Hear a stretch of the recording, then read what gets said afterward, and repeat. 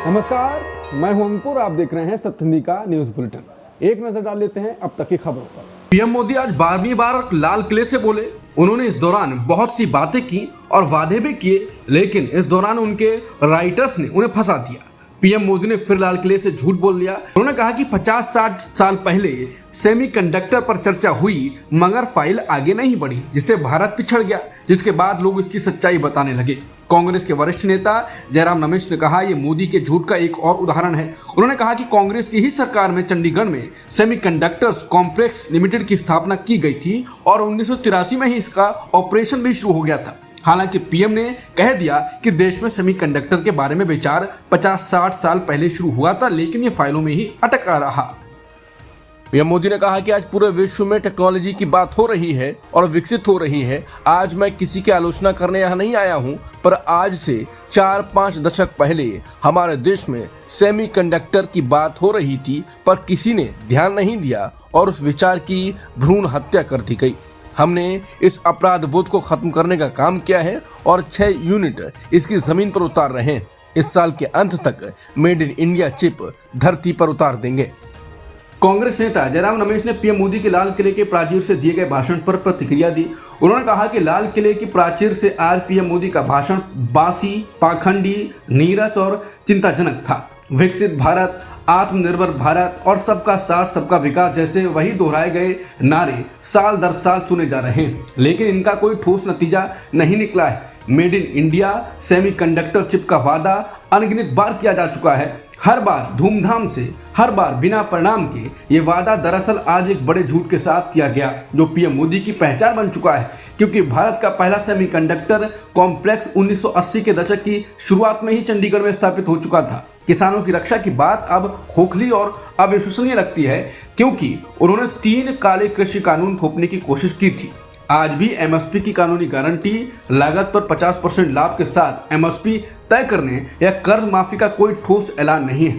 रोजगार सृजन पर भी केवल दिखावटी बातें की गई, ठोस और विश्वसनीय रोडमैप का अभाव है। आरजेडी नेता मनोज झा ने शुक्रवार को प्रधानमंत्री मोदी के स्वतंत्रता दिवस संबोधन की आलोचना करते हुए कहा कि वो हर बार निराश करते हैं और सवाल उठाया कि क्या ये राष्ट्र को संबोधित करने वाला भाषण था या फिर चुनावी भाषण। उन्होंने कहा कि लाल किले से आजादी की लड़ाई में आरएसएस की भूमिका पर चर्चा होती तो ये ज्यादा उचित होता। उन्होंने कहा कि पिछले 11 सालों में जब प्रधानमंत्री लाल किले की प्राचीर से बोलते हैं तो हमारी उम्मीद रहती है कि वो देश के प्रधानमंत्री की तरह बोलेंगे, बिना किसी कटुता, पूर्वाग्रह या पक्षपात के, लेकिन हर बार प्रधानमंत्री निराश करते हैं। तो आज तो ये पहचानना मुश्किल हो गया है कि यह भाषण चुनावी था या लाल किले से राष्ट्र को संबोधन। उन्होंने कहा कि आज लाल किले से नफरत और झूठ बोला गया, इस सब के प्रधानमंत्री की भाषा नहीं हो सकती। कांग्रेस नेता सुप्रिया श्रीनेत ने लाल किले से पीएम मोदी के आरएसएस के जिक्र पर निशाना साधा। उन्होंने कहा, ये बहुत दुख की बात है कि इस देश के प्रधानमंत्री ने लाल किले से उस संगठन का नाम लिया जिसे कभी सरदार पटेल ने बैन किया था, वही संगठन जिससे नाथूराम गोडसे ने महात्मा गांधी की हत्या करने की प्रेरणा ली थी। हकीकत यह है कि प्रधानमंत्री मोदी ने लाल किले से भाषण में आजादी के सच्चे लड़ाकों को कम अहमियत दी और आरएसएस के बारे में ज्यादा बात की। और प्राकृतिक गैस मंत्रालय ने एक पोस्टर के जरिए स्वतंत्रता दिवस की बधाई दी है। पोस्टर में सावरकर के फोटो को महात्मा गांधी, सुभाष चंद्र बोस, भगत सिंह से बड़ा दिखाया गया है। साथ ही लिखा है, जब हम अपने देश की आजादी का जश्न मना रहे हैं तो याद रखें, आजादी तभी मजबूत होती है जब हम इसे हर दिन एकता, समझदारी और अच्छे कामों से संवारते हैं। इसके बाद कांग्रेस इस पर हावी हो गई, हमलावर हो गई। कांग्रेस नेता पवन खेड़ा ने कहा, जैसे गांधी जी की हत्या करना ही काफी नहीं था, अब वो उनके हत्यारे का महिमा मंडन भी कर रहे हैं। हरदीप पुरी के मुताबिक यही है स्वतंत्रता दिवस की भावना, हत्यारे और जिसने बलिदान दिया उनके बीच की एकता। पवन खेड़ा ने कहा कि पेट्रोल में एथेनॉल की मिलावट करते करते अब आप स्वतंत्रता सेनानियों में मिलावट करने लग गए हैं। जो इतिहास में बड़े नहीं बन सके उनको पोस्टर में बड़ा बनाया जा रहा है। देश आपसे सस्ता तेल मांग रहा है, सस्ती कॉमेडी नहीं मांग रहा है। कांग्रेस नेता केसी वेणुगोपाल ने भी पोस्टर पर निशाना साधा। उन्होंने कहा कि हर स्वतंत्रता दिवस पर मोदी सरकार की बीजेपी इतिहास को तोड़ मरोड़ कर गद्दारों को हीरो बनाने की कोशिश करती है। ये पोस्टर तो हद ही करता है। इसमें एक ब्रिटिश सरकार से माफी मांगने वाले सावरकर को गांधी जी से ऊपर दिखाया गया है, जबकि गांधी जी ही वो निर्विवाद महात्मा थे जिन्होंने हमें आज़ादी दिलाई। इसमें पंडित नेहरू और सरदार पटेल जी को पूरी तरह हटा दिया गया है, जो हमारे स्वतंत्रता सेनानियों के प्रति इनके अनादर को दिखाता है। ऐसे लोगों से और क्या उम्मीद की जा सकती है जिनके पूर्वजों ने अंग्रेजों के साथ मिलकर नफरत और बंटवारे के बीज बोए थे, जिनके असर आज भी हमें झेलने पड़े हैं। पीएम मोदी ने आज स्वतंत्रता दिवस के अवसर पर लाल किले के प्राचीर से पहली बार राष्ट्रीय स्वयंसेवक संघ यानी आरएसएस का जिक्र किया।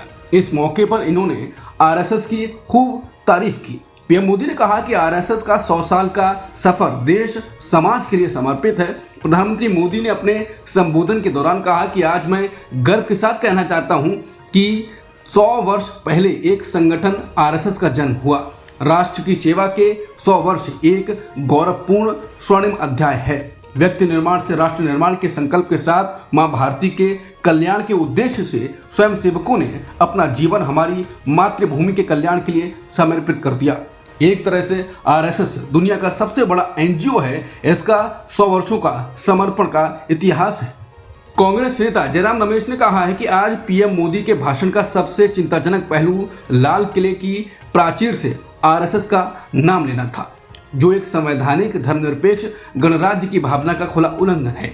ये अगले महीने उनके 75वें जन्मदिन से पहले संगठन को खुश करने की एक हताश कोशिश के अलावा और कुछ नहीं है। 4 जून 2024 की घटनाओं के बाद से निर्णायक रूप से कमजोर पड़ चुके प्रधानमंत्री अब पूरी तरह मोहन भागवत की कृपा पर निर्भर हैं, ताकि सितंबर के बाद उनका कार्यकाल का विस्तार हो सके। स्वतंत्रता दिवस जैसे राष्ट्रीय अवसर का व्यक्तिगत और संगठनात्मक लाभ के लिए राजनीतिकरण हमारे लोकतांत्रिक मूल्यों के लिए बेहद हानिकारक है। आज पीएम थके हुए लगे, जल्द ही वो रिटायर भी होंगे। भारत के प्रधानमंत्री नरेंद्र मोदी ने लाल किले से राष्ट्र को संबोधित किया और आह्वान किया कि हमें ज्यादा आत्मनिर्भर बनना होगा और उर्वरक यानी फर्टिलाइजर से लेकर जेट इंजन और इलेक्ट्रिक व्हीकल बैटरी तक सब कुछ अपने देश में ही बनाना होगा। उन्होंने कहा कि किसानों की रक्षा के लिए वो हर हाल में खड़े रहेंगे, खासकर तब जब अमेरिका के साथ व्यापारिक टकराव चल रहा हो। मोदी लाल किले की प्राचीर से स्वतंत्रता दिवस के मौके पर राष्ट्र को संबोधित कर रहे थे। ये तब हो रहा है जब नई दिल्ली और अमेरिकी राष्ट्रपति ट्रंप के बीच व्यापारिक तनाव बढ़ा हुआ है। अमेरिका ने भारतीय सामान पर भारी टैरिफ लगा दिए हैं और व्यापार वार्ता भी टूट चुकी है, जिसका बड़ा कारण अमेरिकी कृषि और डेयरी उत्पादों के आयात पर मतभेद है। मोदी ने कहा कि किसानों के हितों की रक्षा में भारत कभी समझौता नहीं करेगा। हालांकि मोदी ने सीधे तौर पर अमेरिका या टैरिफ का जिक्र नहीं किया, लेकिन उनका ये 2 घंटे का भाषण किसानों के हितों पर केंद्रित रहा।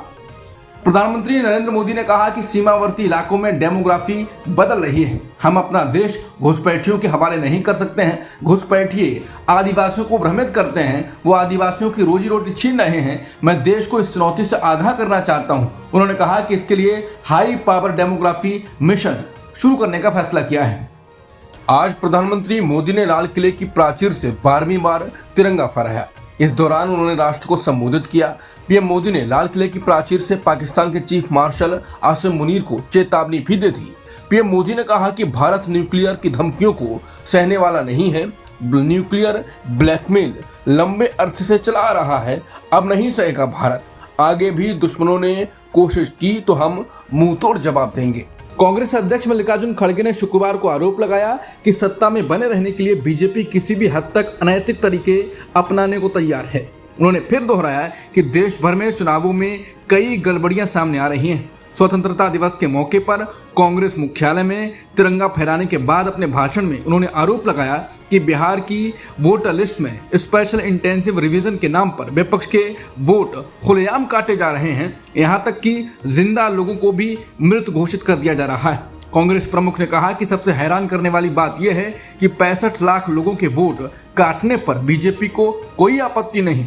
ये साफ दिखाता है कि एसआईआर की इस कार्रवाई से किसको फायदा मिला। उन्होंने कांग्रेस पार्टी कार्यकर्ताओं से कहा कि मैं कांग्रेस पार्टी के देश भर में मौजूद नेताओं और कार्यकर्ताओं से अपील करता हूं कि आप अपने बूथ की वोटर लिस्ट निकालिए और उसकी बारीकी से जांच करिए। देखिए कि कितने लोगों के नाम काटे गए हैं या उन्हें मृत बता दिया गया है या साजिश के तहत उन्हें दूसरे बूथ में शिफ्ट कर दिया गया। कितने बाहरी लोगों के नाम जोड़े जा रहे हैं या एक ही वोटर आईडी कार्ड को एक से अधिक बार कहां जोड़ा गया है। उन्होंने कहा कि एक नई बात देखने को आई है कि चुनाव से एक दिन पहले एडिशनल लिस्ट के नाम पर नई वोटर लिस्ट भेज दी जाती है, जिसकी जांच समय के अभाव में कैंडिडेट नहीं कर पाता। यही हमारे विरोधियों की साजिश है, लेकिन हमें उनकी साजिश का पर्दाफाश करना है। कांग्रेस पार्टी ने एक वेबसाइट बनाई है, उस पर आप सारी गड़बड़ियों की जानकारी दे सकते हैं। पाकिस्तान के खैबर पख्तूनख्वा प्रांत में बारिश और बाढ़ के कारण काफी नुकसान हुआ है। खैबर पख्तूनख्वा आपदा प्रबंधन प्राधिकरण के अनुसार गुरुवार को प्रांत के विभिन्न जिलों में भारी बारिश और बाढ़ से मरने वालों की संख्या 200 से अधिक हो गई है। वहीं बाजौर में सहायता ले जा रहे एक हेलीकॉप्टर के दुर्घटनाग्रस्त होने से 2 पायलटों सहित 5 लोगों की मौत हो गई। खैबर पख्तूनख्वा के मुख्यमंत्री अली अमीन गंदापुर ने बाढ़ और बारिश से हुई तबाही पर दुख जताते हुए शनिवार को पूरे प्रांत में शोक की घोषणा की। दिल्ली के निजामुद्दीन इलाके में हुमायूं के मकबरे के पास स्थित दरगाह शरीफ पत्ते शाह परिसर में एक कमरे की छत गिर गई। न्यूज एजेंसी एनआई के मुताबिक पुलिस और फायर डिपार्टमेंट के कर्मी मौके पर राहत और बचाव कार्य में जुटे हैं। एनआई के अनुसार घटनास्थल से 11 लोगों के रेस्क्यू कर नजदीकी अस्पताल भेजा गया। हुमायूं के मकबरे में काम करने वाले एक चश्मदीद विशाल कुमार ने समाचार एजेंसी पीटीआई को बताया, जब आवाज आई तो मैं और मेरे सुपरवाइजर भाग कर गए। फिर हमने लोगों को आवाज दी, प्रशासन को सूचना की, एक कर लोगों को निकाला गया। घटनास्थल पर करीब 10-12 लोग थे।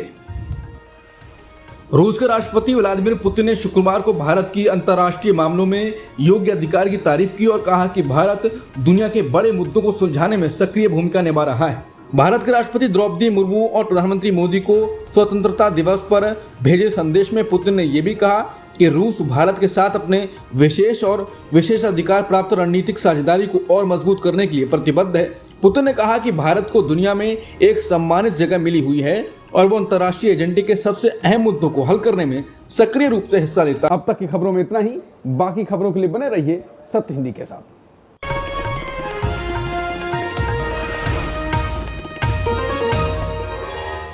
Copyright disclaimer under Section 107 of the Copyright Act 1976. Allowance is made for fair use for purposes such as criticism, comment, news reporting, scholarship, and research. Fair use is a use permitted by copyright statute that might otherwise be infringing.